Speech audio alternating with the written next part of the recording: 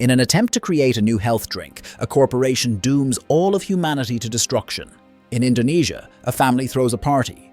Ningsi is serving drinks but quickly leaves when she sees Rahman. He catches up to her and promises to explain why he has not answered her calls. He even wants to propose to her, but he gets distracted by a call from work. Rahman urgently needs to leave and promises to return soon. As soon as he drives away, a car pulls up to the house, causing an accident. The head of the family yells at the driver. However, the driver is no longer human. A monster attacks the man, eliminating him instantly. Shortly before that, an employee at the company prepared samples of a new substance. The problem is that it has not passed clinical trials, yet the company already wants to start making money. One sample is given to Samin, and another is sent to the city. Shortly afterward, Samin takes the sample, while his girlfriend Karina is already making plans for their upcoming trip.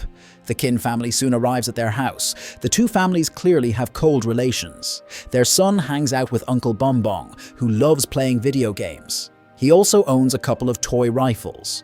However, Rudy and Kin scold Bombong, calling him a child. As for Samin, he notices that his skin has become smoother, as if he has grown younger, which means the medicine works. Karina notices it too, but they fail to see the sores on his back. Later, Samin tells Rudy that he no longer wants to sell the company because he now has a product that will make him rich. They already have a name for it: the elixir of youth. Just that morning, he had grey hair and a different voice. This becomes a source of conflict within the family. Samin begins to feel his health deteriorating, but keeps it secret. At one point, the pain becomes unbearable, and everyone notices red sores. He collapses, and Rudy checks his pulse. Samin is dead.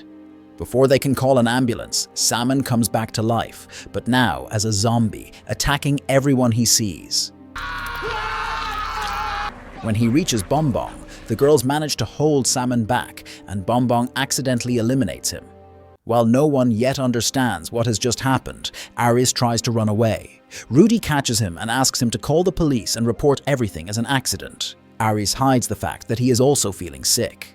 Bombong blames himself for killing Samin, but Kin assures him it was an accident and not his fault. The other part of the family tries to help the wounded, but they start turning into zombies. Satin attacks Karina, but gets struck by her heel. The maid tries to help them and becomes a victim herself. The number of zombies quickly increases. One of them lunges at Kin, but Bombong manages to neutralize him. When the couple enters the house, there are no people left, only zombies. They get back into the car and drive away.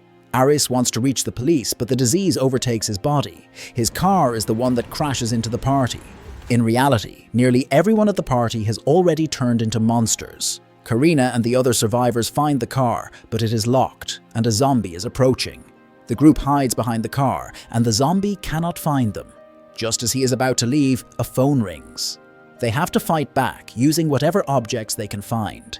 But no matter how much they injure the zombie, nothing can destroy it. Fortunately, it starts to rain. The rain literally freezes the zombie in place, allowing the people to escape.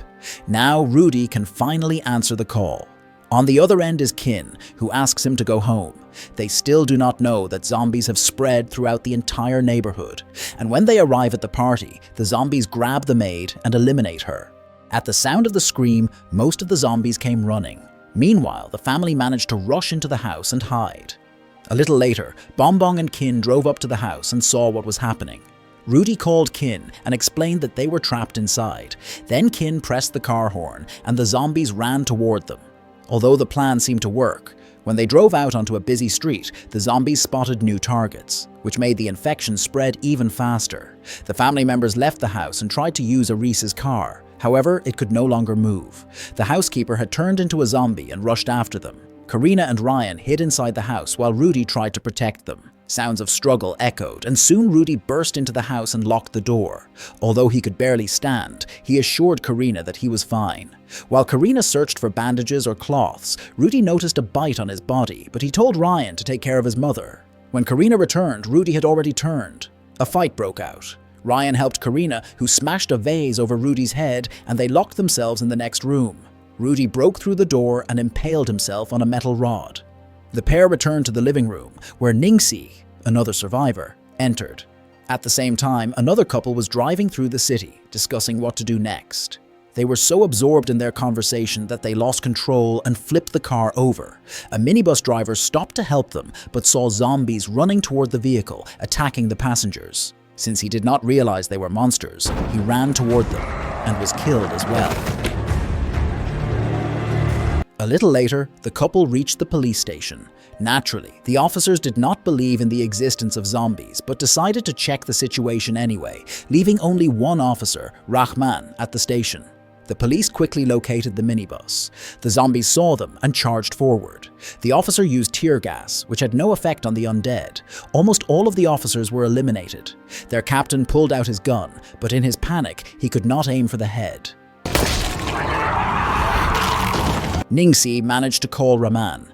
He stepped outside to talk and saw the captain leading an entire horde of the dead straight to the station. The survivors ran back inside, barricading the door with furniture. The captain had been bitten. He turned into a zombie. Bonbon grabbed the pistols and fired several shots. Whatever they did, nothing seemed to stop the zombie. However, they managed to push him into a cell and lock the door. Rahman wanted to call for backup from other stations, while Kin called Rudy, who was no longer able to answer. Instead, Karina called back, explaining that she and Ryan were safe, but Rudy was beyond help. Bonbon swore they would rescue them, but first they had to wait for reinforcements from other precincts. With each passing minute, more zombies arrived at the station. The group barely managed to hold the door. Rahman received a message from other officers. The zombies were everywhere now, and no one could come to help. The transmission was cut off when the zombies caught the officer. Kin called Karina and said they were trapped. Rahman remembered that they had confiscated some firecrackers, which they could throw far from the station to distract the zombies. After that, he handed the pair protective gear and weapons. Night approaches. They slowly open the door, planning to launch a mini firework from inside. Suddenly, it slips from their hands and explodes right in the room. The zombies do not break through, so they repeat their plan. This time, everything works. The zombies move away from the door, and the survivors step outside. Some zombies spot them and charge. Rahman opens fire, knowing that only a headshot can stop the monsters. Together with Bonbon, they eliminate several zombies. However, the gunshots attract a huge horde. The group raises their shields as zombies cling to them from all sides. A storm approaches. At the sound of thunder, Rudy breaks free and slams into the door, drawing zombies toward the house. The surrounded group gets lucky. The rain begins, and the zombies stop attacking. The same happens at the house. Karina is sure this is the perfect moment to escape, especially since there is a moped inside. When the rain ends, zombies again surround the group. Kenny opens fire, but the bullets run out quickly. She retreats into the car, while the others hide inside the building. Karina arrives there as well. Luckily, Rahman launches fireworks, distracting all the zombies. The group gets into the car they intended to use to drive back to the station, but the brakes fail and they crash through the door. Bonbon is the most unfortunate. His leg is trapped under a cabinet. They try to lift it, but they do not have the strength, and Ningxi accidentally approaches the cell, where she gets bitten. Rahman eliminates the captain, but other zombies break inside and swarm Rahman. As he is still alive for a moment, Rahman hands Ningxi the ring, and Bonbon lights a firework, drawing all the zombies to himself. Thanks to this sacrifice, the survivors manage to escape. Sparks ignite gasoline, causing an explosion. Kin realizes she has been bitten. She must say goodbye to Ryan and asks Karina to protect him. A new day begins.